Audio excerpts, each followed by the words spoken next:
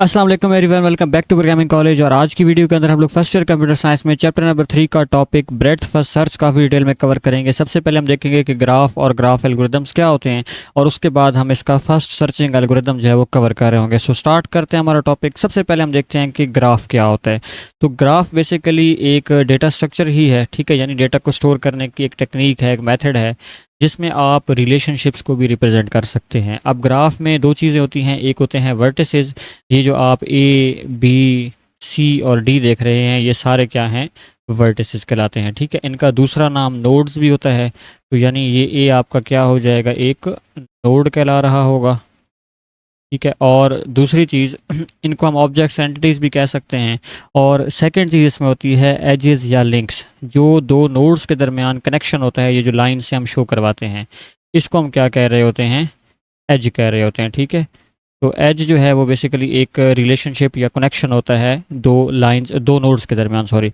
तो एग्जांपल में हम देखें जब, तो वर्टिसेस को हम करली ब्रैकेट्स में लिखेंगे, हमारे ए बी सी और डी जो है ये वर्टिसेस थे। और एजेस को करली ब्रैकेट के अंदर हम लोग राउंड ब्रैकेट्स में लिखते हैं, जैसे ए और बी के दरमियान एक एज लगाई गई है, बी और डी के दरमियान भी एक एज लगाई गई है, सी और डी के दरमियान भी एक एज है, और ए और सी के दरमियान भी एज है। तो ये एक शॉर्ट सा इंट्रोडक्शन था ग्राफ का। ग्राफ आप चैप्टर नंबर 4 में डिटेल में भी कवर करेंगे, ग्राफ और ट्री जो हमारे वहाँ पे दो टॉपिक होंगे। अब ग्राफ के एल्गोरिदम क्या होते हैं। ग्राफ एल्गोरिदम बेसिकली इनका हम यूज़ करते हैं किसी भी ग्राफ में डिफरेंट नोड्स को एक्सप्लोर करने के लिए, यानी यहाँ विज़िट करने के लिए नोड्स को किस तरतीब में विज़िट करेंगे, या इस पूरे ग्राफ को एनालाइज करने के लिए भी हम जो है वो इनका यूज़ करते हैं। और आगे उन्होंने ये बताया हुआ है कि ग्राफ जो है एक डेटा स्ट्रक्चर्स होते हैं जिसमें नोड्स होंगे और एजेस होंगे। तो ये जो ग्राफ एल्गोरिदम होते हैं, एक तो ये नेटवर्क एनालिसिस में काफ़ी जो है वो बेनिफिशियल होते हैं। जब आप दो कंप्यूटर्स के दरमियान जो है वो कनेक्शन या फ्लो ऑफ मैसेजेस फाइंड करना चाहते हैं कि एक कंप्यूटर से दूसरे कंप्यूटर तक मैसेज कैसे जाएगा, तब आप ग्राफ की मदद से इस चीज़ को चेक कर सकते हैं। रियल लाइफ में इसकी एक इम्प्लीमेंटेशन रूट प्लानिंग में भी है। जो आपका गूगल मैप काम कर रहा है, जहां आपको शॉर्टेस्ट पाथ मिलती है, तो वो इसी ग्राफ के थ्रू, इसी ग्राफ के एल्गोरिदम्स के थ्रू ही आपको शॉर्टेस्ट पाथ फाइंड करके दे रहा है। सोशल हमारा जो नेटवर्क होता है, ठीक है, जैसे हम कहते हैं कि दो लोगों के दरमियान रिलेशन है और उन दोनों का जो है वो एक दोस्त है, जो दोनों का दोस्त है, तो वो एक म्यूचुअल फ्रेंड होता है, ठीक है। यानी एक दोस्त है जिसके आगे दो दोस्त हैं, तो ये वाला पर्सन जो है इन दोनों का म्यूचुअल फ्रेंड हुआ। तो इस तरह के एनालिसिस करने में हम ग्राफ एल्गोरिदम्स का यूज़ करेंगे। अब ग्राफ के दो एल्गोरिदम हैं, एक है ब्रेड्थ फर्स्ट सर्च आपकी बुक में, और एक है डेप्थ फर्स्ट सर्च। तो आज हमारा जो मेन टॉपिक है वो है breadth first search. Breadth first search कैसे काम करता है हम ये भी कवर करेंगे। सबसे पहले हम इसकी एक एग्जाम्पल को सॉल्व करते हैं, और एग्जाम्पल से ही हमें ये चीज़ सारी क्लियर हो जाएगी। तो यहाँ पे मेरे पास एक जो है वो ग्राफ बना हुआ है, जिसका फर्स्ट नोड है 0, फिर आगे इसके तीन चाइल्ड हैं 1 2 3, 1 के दो चाइल्ड हैं 4 और 5, 2 का एक चाइल्ड है 6, और 3 का एक चाइल्ड है 7। ये जो टॉप नोड होता है इसको हम रूट नोड भी कहते हैं, ठीक है, जहाँ से आपका जो है वो स्टार्ट हो रहा होता है एक ग्राफ। तो ब्रेड्थ फर्स्ट सर्च क्या करेगा, ब्रेड्थ फर्स्ट सर्च जो है वो एक ऐसा ट्रेवर्सल एल्गोरिदम है, यानी ये आपको तमाम नोड्स विजिट करवा के दिखाएगा। ट्रेवर्सिंग का मतलब ये होता है जो तमाम नोड्स को एक्सप्लोर करेगा लेवल बाय लेवल। ये कहाँ से स्टार्ट करेगा, एक गिवन नोड होगा, आप खुद एक स्टार्टिंग पॉइंट देंगे। नॉर्मली ये जो रूट होता है वही आपका स्टार्टिंग पॉइंट होता है। और इसने क्या करना है, एक क्यू में जो है इन तमाम नोड्स का ट्रैक रखना है। अब स्टार्टिंग पॉइंट ऑटोमेटिकली क्यू में आ जाएगा। जैसे आप जो है वो ज़ीरो से स्टार्ट ले रहे हैं, तो ज़ीरो ऑटोमेटिकली कहाँ पे आ जाएगा, क्यू में आ जाएगा। अब ये क्यू क्या होती है, क्यू भी एक डेटा स्ट्रक्चर है जो कि फीफो के कंसेप्ट के ऊपर काम करती है, फर्स्ट इन फर्स्ट आउट के कंसेप्ट के ऊपर। यहाँ से चीज़ इसमें इन होगी, और यहाँ से चीज़ क्या हो जाएगी, आउट हो जाएगी। तो सबसे पहले यहाँ पे क्या आया है, ज़ीरो आया है। अब जैसे ही आप क्यू से एक चीज़ बाहर निकालेंगे, जब उसको डी क्यू करेंगे, बाहर निकालने को हम कहते हैं डी क्यू, तो यहाँ पे जो भी चीज़ होगी वो क्या हो रही होगी, डी क्यू हो रही होगी, ठीक है। यहाँ से जब आप ज़ीरो को डी क्यू करेंगे तो ज़ीरो नोड विज़िट हो चुका होगा, ठीक है, यानी हमने फर्स्ट पॉइंट विज़िट कर लिया है।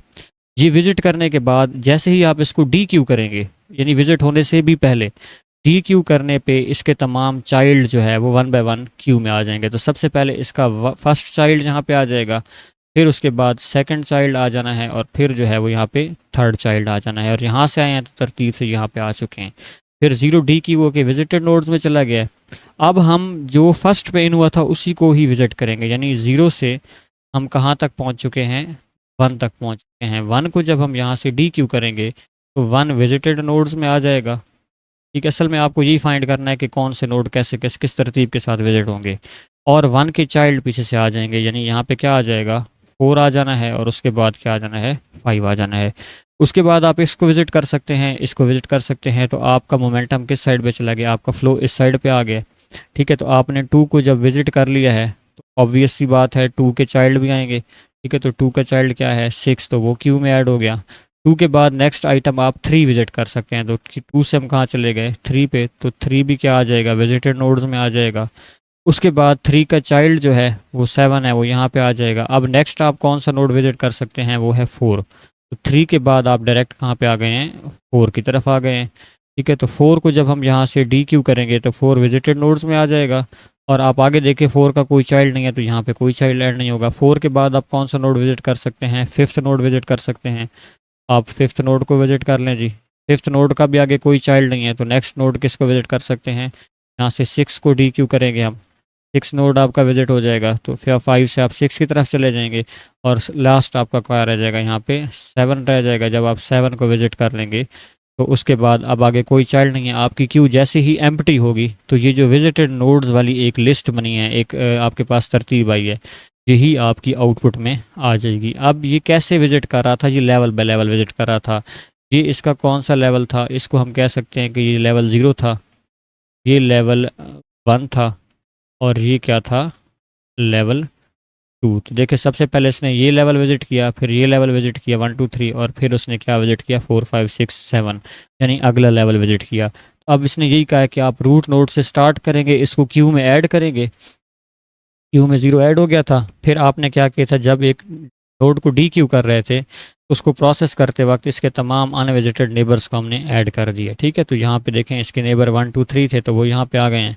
उसके बाद इस प्रोसेस को तब तक हमने कंटिन्यू किया है जब तक आपकी क्यू एम्प्टी नहीं हो जाती। ठीक है, तो जैसे ही हमारी ये क्यू एम्प्टी होगी उस टाइम हमारा ये जो रिज़ल्ट नीचे आएगा ये हमारा क्या होगा, रिज़ल्ट होगा। तो इस तरीके से ब्रेथ फर्स्ट सर्च जो है वो काम करता है। ये सर्चिंग एल्गोरिदम है, बेसिकली आपको इन तमाम नोड्स को विजिट करवा के दिखाएगा। आई होप आप लोगों को ये समझ आ चुका होगा। इसकी विजुअलाइजेशन भी देख लेते हैं ताकि ये हमारा कंसेप्ट और अच्छे से क्लियर हो जाए।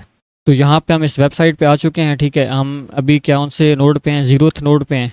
ठीक है, जैसे हम इसके बाद हमारा 1 और 2 और 3 जो है हमारा कहाँ पे आ जाएगा, क्यू में आ जाएगा।